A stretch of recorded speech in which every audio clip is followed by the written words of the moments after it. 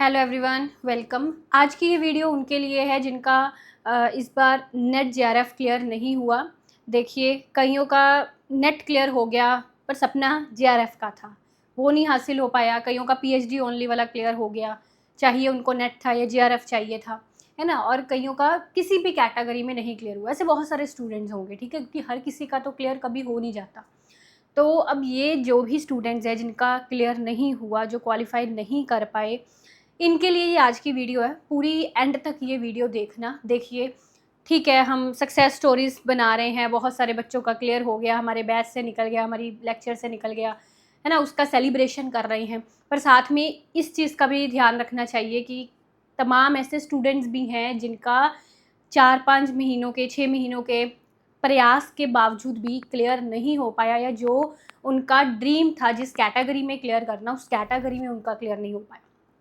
ठीक है, तो देखिए यहाँ पे एक सबसे पहली चीज़ ये है कि ज़रूरी नहीं ऐसा होता कि, देखिए ऐसा ज़रूरी नहीं है, ये बंदे को अपने मन से भी ये चीज़ पता होती है जिसका नहीं क्लियर हुआ। ऐसा ज़रूरी नहीं है कि आपके एफ़र्ट्स में कमी रह गई थी या आपने पढ़ाई ज़्यादा नहीं की थी, उस कारण आपका क्लियर नहीं हो पाया। ऐसा ज़रूरी नहीं है। हाँ, कई बच्चे होते हैं जिन्होंने पढ़ाई कम होगा, एफ़र्ट्स भी कम लगाए होंगे, वो उनको मन में पता होगा अपने, है ना। पर कई स्टूडेंट्स ऐसे भी हैं, मैंने देखे हैं कि बहुत एफर्ट्स लगाए थे उन्होंने, बहुत ट्राई किया था, उसके बावजूद भी अपनी ड्रीम कैटेगरी में वो क्लियर नहीं कर पाए। ठीक है, तो उसके पीछे का रीज़न ज़रूरी ये नहीं है कि आपके एफर्ट्स में कोई कमी रह गई थी, उसके और भी बहुत सारे कारण हैं। सबसे पहला उसका कारण पता क्या है, जो मैंने ऑब्ज़र्व किया, ओबीसी कैटेगरी में बहुत कम नंबर लेके, एससी एसटी में बहुत कम नंबर लेके बच्चे जीआरएफ नेट क्लियर कर रहे हैं, पर जनरल कैटेगरी में उतनी ही है, उससे ज़्यादा स्कोर लेकर भी उनका नहीं क्लियर हो रहा, है ना। तो इसका पहला रीज़न आपका थोड़ा कास्ट, ये जो कैटेगरी का इशू है ना, जनरल, ओबीसी, एससी एसटी, ये कैटेगरी का इशू भी यहाँ पे बहुत मायने रखता है। जनरल कैटेगरी वालों के लिए थोड़ा कट ऑफ क्लियर करना हार्ड है, तो इसके पीछे का एक सबसे बड़ा कारण ये भी है। ज़्यादातर मैंने देखा है जनरल कैटेगरी वाले स्टूडेंट्स ऐसे रहते हैं जो बहुत मेहनत करी थी उन्होंने, तब भी वो कट ऑफ नहीं क्लियर कर पाए, जबकि उनके जितने नंबर लेकर काफ़ी सारे एससी एसटी वाले, ओबीसी वाले अपना क्लियर कर रहे हैं। चलो, सबने अपना हक का सक्सेस लेना है, अपने हक का खाना है सबने, हमें उनसे नहीं है कुछ भी कि उनका क्यों हो गया, हमारा नहीं हुआ, है ना।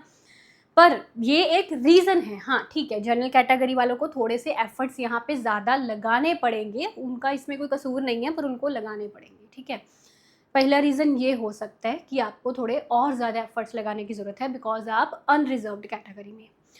दूसरा यहाँ पे कई बार कारण होता है कि बच्चा बहुत अच्छे से पढ़ा है, सब चीज़ें पढ़ी थी, मेहनत अच्छी की थी, नॉलेज बहुत अच्छी रखता है, पर एग्ज़ाम हॉल में उसका दिन नहीं था, या एग्ज़ाम हॉल में ठीक से करके नहीं आया अटेम्प्ट चीज़ों को, उस टाइम दिमाग से सोच कर नहीं करके आया, नर्वसनेस कहीं न कहीं हो गई, क्वेश्चन देखकर दिमाग में कई बार होता है ना एकदम ब्लैंक हो गया, वो चीज़ एग्ज़ाम में फ़ेस की उसने। एग्ज़ाम हॉल में पढ़ा था, पर एग्ज़ाम हॉल में उसका दिन नहीं था, एग्ज़ाम हॉल में उसका परफ़ॉर्मेंस अच्छा नहीं रहा, जिस कारण उसका क्लियर नहीं हुआ। दूसरा एक ये भी कारण है, ठीक है। तीसरा कारण यहाँ पे होता है जो सबसे मुझे लगता है ज़्यादा शायद इम्पॉर्टेंट है आप सबके लिए।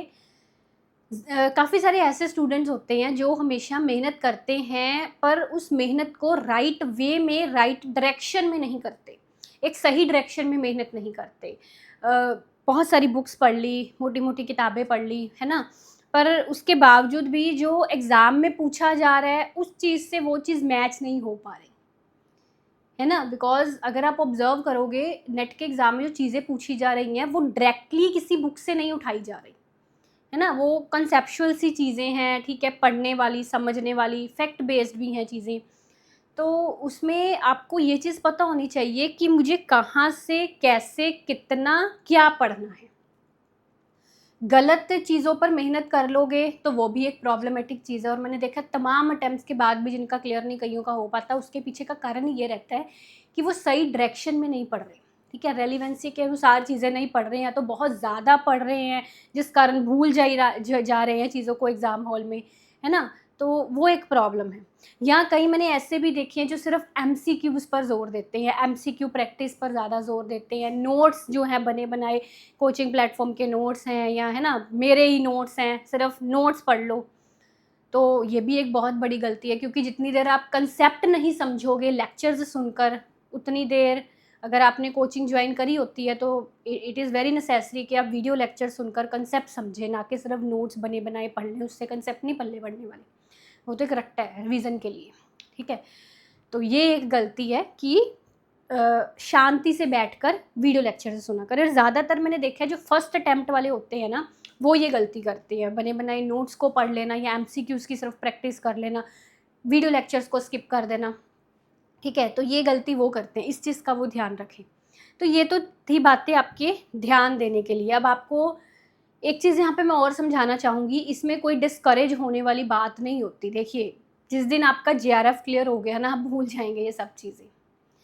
ठीक है, ये जितनी भी आप हारें आपको फेस करनी पड़ रही हैं, 1-2, जिस दिन आपका JRF क्लियर हो गया, you will forget all things. कि ऐसा भी हुआ था, JRF हो गया, अब फाइनली PhD में एडमिशन ले लिया, अब मैं असिस्टेंट प्रोफेसर बन गया। ठीक है, तो तब ये चीज़ें मायने नहीं रखेंगी आपके लिए। जब JRF हो गया, भूल जाएंगे कि मैं इतना ज़्यादा दुखी था, इतना ज़्यादा डिस्करेज हो गया था। ठीक है, finally at the end happy ending हो जाएगी।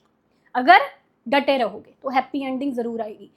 पर अगर इस टाइम पर छोड़ दिया, डिस्करेज हो गई, गिव अप कर दिया, तो आज से 5 साल बाद, 6 साल बाद पछताओगे, याद करोगे, काश मैंने और अटेम्प्ट दे लिया होता, काश एक और अटेम्प्ट दे लिया होता। ठीक है, 2 और अटेम्प्ट उस टाइम दे लेता, तो आज शायद जो चीज़ मैं चाहता था मुझे वो मिली होती। तब आपको वो चीज़ें ज़रूर याद आएंगी, तब आपको वो गलती ज़रूर रियलाइज़ होगी, अगर आप इस टाइम पर गिव अप कर दोगे। ठीक है ना, नहीं गिव अप करोगे, at the end happy ending आ जाएगी, लगातार लगे रहोगे तो। बात समझे मेरी? तो एक चीज़ मैंने एक वीडियो बनाई थी, कंसिस्टेंसी का यहाँ पे बहुत रोल होता है। जो बच्चा कंसिस्टेंट एफर्ट्स लगाता जाता है, हैप्पी एंडिंग आती आती है, अपना ड्रीम उसका फुलफिल होता ही होता है। जो बीच में गिव अप कर देता है, कंसिस्टेंसी से नहीं एफर्ट्स लगा पाता, कहीं ना कहीं आने वाले कुछ सालों बाद जब दिमाग में वही चीज़ आती है कि काश उस टाइम थोड़ी और कंसिस्टेंसी दिखाई होती तो आज कुछ और होता। ठीक है ना, तो वो चीज़ आपको तब रियलाइज़ होगी। मैं हमेशा एक एग्जांपल देती होती हूँ अपने लेक्चर्स में कि जैसे क्रिकेट की गेम होती है ना, मतलब एक बैट्समैन खड़ा है, सामने से बॉल आया है, वो नहीं शॉट कर पाया, बॉल गुजर गया, कैप्चर बॉल को नहीं कर पाया। अब वो वहीं मतलब बैट छोड़कर रोने बैठ जाए, ओहो गलती हो गई, ये क्या हो गया, नहीं कर पाया शॉट में उसको, ऐसे करके हिम्मत हार के रोने बैठ जाए, आने वाले सारे बॉल्स गुजरते जाएंगे, है ना, सारे बॉल्स आने वाले गुजरते जाएंगे, किसी को वो कैप्चर नहीं कर पाएगा। और आप भी तो ऐसे ही करते हो ना फिर। अपॉर्चुनिटीज़ लाइफ में बहुत है, ये कौन सा कि अभी एक बार नेट का एग्ज़ाम हर 6 महीने बाद होता है, कौन सा दूर है 6 महीने, अब तो थोड़ा ही टाइम रह गया, दिसंबर को कितना टाइम रह गया, अगस्त सितंबर अक्टूबर नवंबर, 5 महीने रह गए, 4 महीने लगा लो अगर दिसंबर को काट दे तो। अपॉर्चुनिटीज़ आती जा रही हैं, आती जा रही हैं। अगर एक अपॉर्चुनिटी के छूट जाने से रोने लग जाओगे, हिम्मत हार के बैठ जाओगे, उसी को लेकर बैठे रहोगे, आने वाली अपॉर्चुनिटीज़ छूटती जाएंगी, आपको खुद नहीं पता चलेगा कि कैसे मेरा एक हफ्ता रोने धोने में ही बीत गया, इस डिस्करेजमेंट में ही बीत गया, और एक हफ्ता मेरा वेस्ट हो गया दिसंबर वाले अटेम्प्ट के लिए पढ़ना था मुझे एक हफ्ते में। आपको ये चीज़ खुद नहीं पता चलेगी। ठीक है, सो अगर वाकया में ही आपने इन चीज़ों पर गौर फरमाया हो तो आपको ये चीज़ समझ आ जानी चाहिए कि अभी से तैयारी शुरू कर दो। जो चीज़ें मैंने आपको बताई, जैसी चीज़ें बताई हैं, अगर आप सेल्फ स्टडी से पढ़ रहे हो तो टेक्स्ट बुक से आपको कवर करना पड़ेगा, जिसमें ज़्यादा टाइम ज़्यादा मेहनत लगेगी, तो शुरू कर दो, बस वेट मत करो किसी चीज़ की। अगर आप मेरे कोर्स से पढ़ रहे हो तो आपको वीडियो लेक्चर्स देखनी है, जो कि हर बार अपडेट होती हैं लाइव में, ऐसा नहीं है पिछला रिकॉर्डेड दे देते हैं। ठीक है, जो मुझे लगती है कि भाई ये मैंने बहुत अच्छा पढ़ाया हुआ है या इसमें इस कंसेप्ट में कोई चेंज नहीं हुआ, वो मैं डाल भी देती हूँ रिकॉर्डेड, पर मैक्सिमम आपकी सारा कोर्स अपडेट होता है, लाइव में चीज़ें चलती हैं।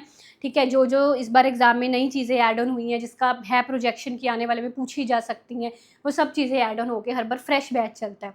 ठीक है, तो जो चीज़ें ऐसी लगती है कि पिछली बार हम शायद अगर कर लेते तो कुछ क्वेश्चन स्टूडेंट्स के और ठीक हो जाते, कुछ ऐसी चीज़ें होती हैं जब क्वेश्चन पेपर देख के नई चीज़ें कुछ पूछ ली जाती हैं थोड़ी, तो इन चीज़ों को हम हर बार अपने फ्रेश बैच में ऐड करते जाते हैं।